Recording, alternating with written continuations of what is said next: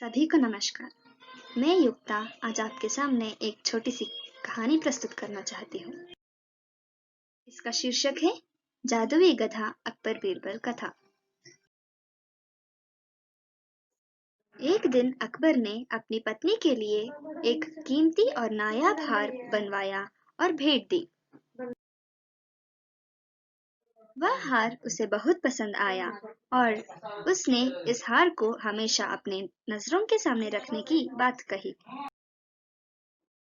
अगले दिन जब वह हार पहनना चाहती थी तो उसे वह हार नहीं मिला।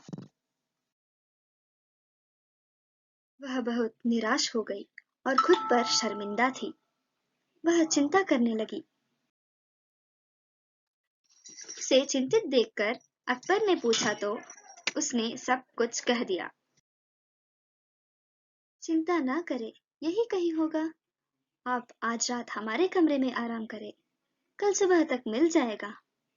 अकबर ने ऐसा कहकर महारानी को शांत किया।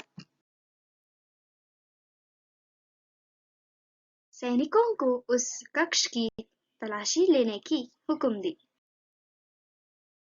3 घंटे बाद एक सिपाही निराश होकर आया और हार न मिलने की सूचना दी। माफ करे जहांपना, हमने 3 बार कक्ष की तलाशी कर ली, पर हम असफल रहे।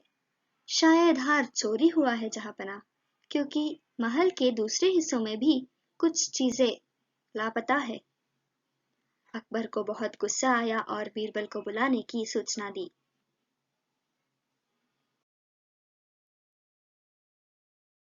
बीरबल आया। क्या बात है जहांपना, रानी साहिबा निराश लग रही है। अकबर ने अपनी भेंट की कहानी बताई।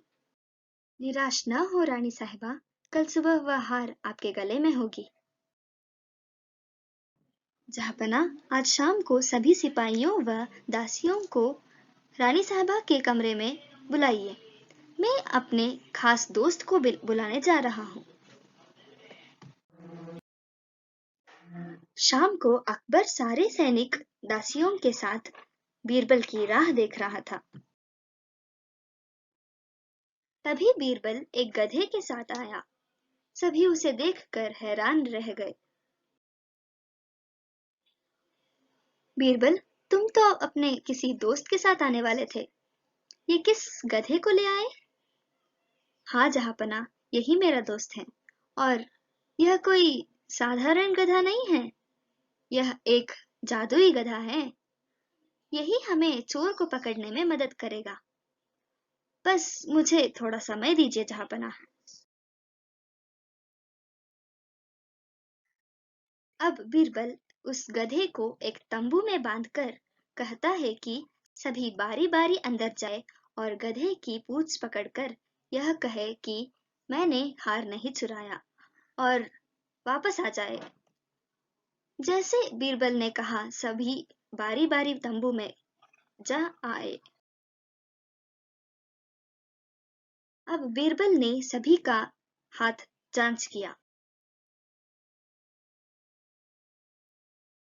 फिर एक सिपाही की तरफ इशारा करते हुए कहा कि वही चोर है। क्षमा करे जहांपना, मैंने चोरी नहीं की। और एक गधा कैसे बोल सकता है जहांपना।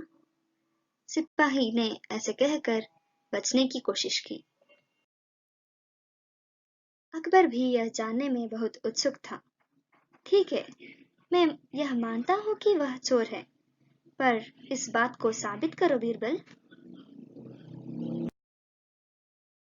जहांपना, यह कोई जादुई गधा नहीं है, बल्कि मैंने इसके पूंछ पर इत्र लगाया था। अगर इन लोगों ने इसे छुआ है तो जरूर इनके हाथों में भी उस इत्र की सुगंध हो रहनी चाहिए, और इसने पकड़े जाने के डर से उसकी पूंछ नहीं पकड़ा और इसके हाथों में वह सुगंध नहीं है। माफ करे जहांपना, मैं आपकी चोरी की हुई सारी चीजें लौटा दूंगा और कभी चोरी नहीं करूंगा। मुझे माफ कर दे जहांपना, मुझे माफ कर दे। तुम्हें सजा मिलनी चाहिए, ले जाओ इसे।